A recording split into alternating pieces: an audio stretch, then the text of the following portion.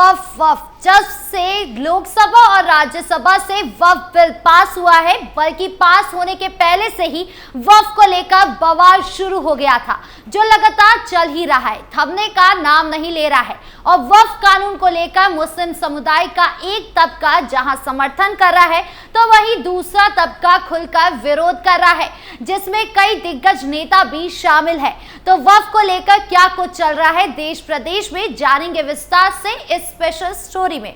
नमस्कार, capital TV Uttar Pradesh देख रहे हैं आप, मैं हूं आपके साथ राधिका राज। वफ के खिलाफ सड़कों पर घमासान। वफ को लेकर गरमाई सियासत अब सड़कों पर जा पहुंची है। लोकसभा और राज्यसभा से वफ संशोधन विधेयक 2025 के पारित होते ही देश के कई हिस्सों में विरोध प्रदर्शन तेज हो गए। मध्य प्रदेश समेत बिहार, पश्चिम बंगाल और अन्य राज्यों में इसका खासा असर देखा जा रहा है। मुस्लिम संगठनों और विपक्षी दलों ने इसे संविधान और धार्मिक स्वतंत्रता के विरुद्ध करार देते हुए जोरदार विरोध दर्ज कराया है। मध्य प्रदेश में भी वक्फ संशोधन विधेयक के खिलाफ लगातार प्रदर्शन जारी है। मुस्लिम समुदाय और विपक्षी दलों ने सरकार से इस पर स्पष्ट रुख अपनाने की मांग की है। विरोधियों का आरोप है कि ये कानून धार्मिक अधिकारों पर सीधा हमला है। बता दें कि भोपाल में एक बड़ा विरोध प्रदर्शन आयोजित किया गया, जिसमें all India Muslim personal law board के सदस्य आरिफ मसूद नेतृत्व किए। ये विरोध वक्फ बोर्ड की संपत्तियों पर सरकारी नियंत्रण बढ़ाने के खिलाफ है। प्रदर्शनकारियों ने इसे असंवैधानिक करार देते हुए कानून वापस लेने की अपील की है। आरिफ मसूद ने लोगों से शांतिपूर्ण तरीके से शामिल होने की अपील की। साथ ही ये प्रदर्शन दोपहर 2 से 4 तक चला। और बता दूं कि all India Muslim personal law board ने ये साफ शब्दों में कहा है कि ये तो बस शुरुआत है, ये प्रदर्शन रुकने वाला नहीं है, बल्कि 7 जुलाई तक होते रहेंगे। तो वही बिहार की बात की जाए तो बिहार में विधेयक को लेकर सियासी तनाव बढ़ गया है। विधानसभा में आरजेडी, कांग्रेस और वाम दलों के विधायकों ने हंगामा करते हुए मुख्यमंत्री नीतीश कुमार से स्थिति स्पष्ट करने की मांग की है। विपक्ष का आरोप है कि निश्चित सरकार पहले वक्फ संपत्तियों का उपयोग कर रही है, लेकिन अब इस विवादित विधेयक पर मौन साधे हुए हैं। वहीं पटना में आयोजित मुस्लिम पर्सनल लॉ बोर्ड की बैठक में बिहार, झारखंड, उड़ीसा और पश्चिम बंगाल के प्रतिनिधियों ने बिल को धार्मिक अधिकारों का उल्लंघन बताया। उन्होंने विधेयक को मौलिक अधिकारों के खिलाफ बताते हुए तत्काल वापस लेने की मांग की है। आपस में ही नहीं मिल रही सोच। साथ ही राज्य के विभिन्न हिस्सों में मुस्लिम संगठनों ने बैठक आयोजित कर विधेयक के विरोध में प्रस्ताव पारित किए हैं। उनका कहना है कि ये कानून धार्मिक स्वतंत्रता का उल्लंघन करता है और संविधान में मूल ढांचे के विपरीत है।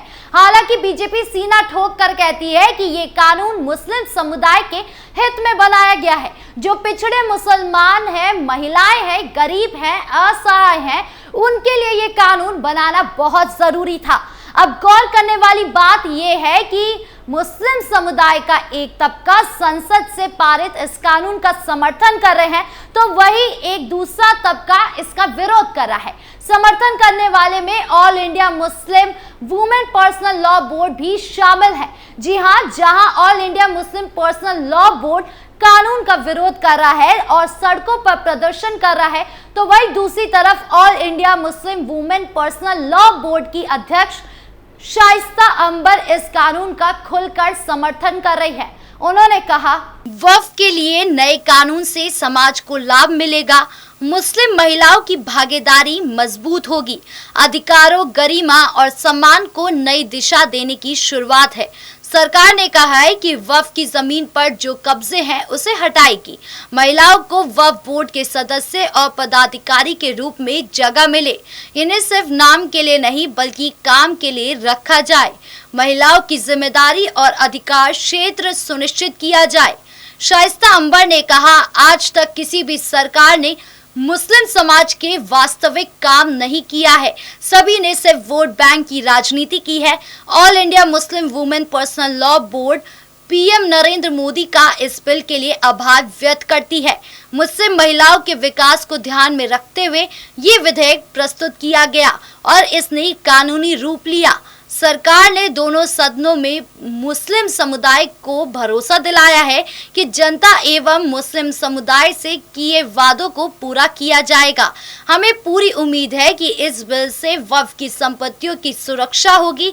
अल्पसंख्यक समुदाय के जो गरीब बच्चे हैं, विधवा महिलाएं हैं, तमाम जरूरतमंद लोगों की आर्थिक सहायता होगी। जिस तरीके से मुस्लिम वुमेन बोर्ड खुलकर कानून का समर्थन कर रहा है और मुस्लिम पर्सनल बोर्ड विरोध कर रहा है, उससे ये तो साफ है कि वक्फ को लेकर आपस में ही मुस्लिम समुदाय को कंफ्यूजन हो रही है। उनके विचार ही आपस में टकरा रहे हैं। यूपी के बाद उत्तराखंड में भी पीले पंजे का दहशत। वक्फ की सबसे ज्यादा संपत्ति देश के सूबे कहे जाने वाले यूपी में ही है, लेकिन वही उत्तराखंड की बात की जाए तो वहां की सरकार भी चिल्ला चिल्ला कर कह रही है कि 22 साल से उत्तराखंड वक्फ बोर्ड के हालात नहीं बदले हैं। दरअसल देश में वक्फ संपत्तियों के प्रबंधन और पारदर्शिता के लिए कानून में बदलाव तो हो गए, लेकिन उत्तराखंड वक्फ बोर्ड के हालात आज भी जस से तस बने हुए हैं।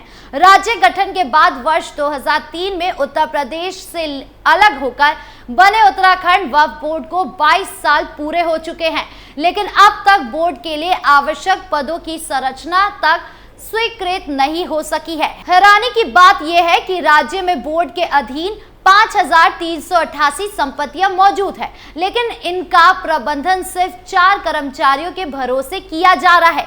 उत्तराखंड वक्फ बोर्ड का गठन 5 अगस्त 2003 को हुआ था। उत्तर प्रदेश से अलग होते समय बोर्ड को 2032 सुन्नी और 21 शिया वक्फ संपत्तियों की जिम्मेदारी सौंपी गई थी। समय के साथ ये संख्या बढ़कर अब 2146 औकाफ और उनकी 5388 संपत्तियां तक पहुंच चुकी है, लेकिन इन संपत्तियों के रखरखाव, संरक्षण और सही उपयोग की जिम्मेदारी उठाने वाला कोई स्थायी ढांचा अब तक तैयार नहीं किया गया है। उत्तर प्रदेश से संपत्तियां तो मिली, लेकिन कर्मचारी नहीं। ऐसे में वर्ष 2004 में राज्य सरकार से विशेष अनुमति लेकर वक्फ निरीक्षक, रिकॉर्ड कीपर, कनिष्ठ लिपिक और अनुसेवक के 4 पदों पर अस्थायी भर्ती की गई। ये 4 कर्मचारी ही पिछले 22 वर्षों से पूरे बोर्ड का कामकाज संभाल रहे हैं।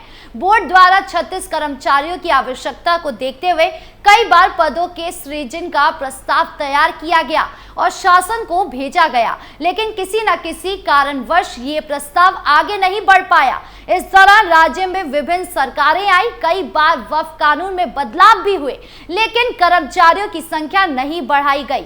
इससे स्पष्ट है कि वक्फ बोर्ड को लेकर शासन स्तर पर कभी गंभीरता नहीं बढ़ती गई।